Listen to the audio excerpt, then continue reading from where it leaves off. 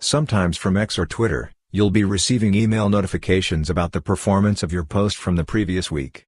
And if you don't want this type of email notifications, you can disable that. In this video, we'll be telling you how to disable this kind of notifications in X or Twitter. For this, open the X application. After that, above you can see your profile photo. Click on this profile photo. When you are clicking on that, here you can see Settings and Support.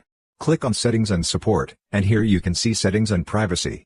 Click on this, and when you are clicking on that, here you can see Notifications. Click on Notifications, and here you can see Preferences.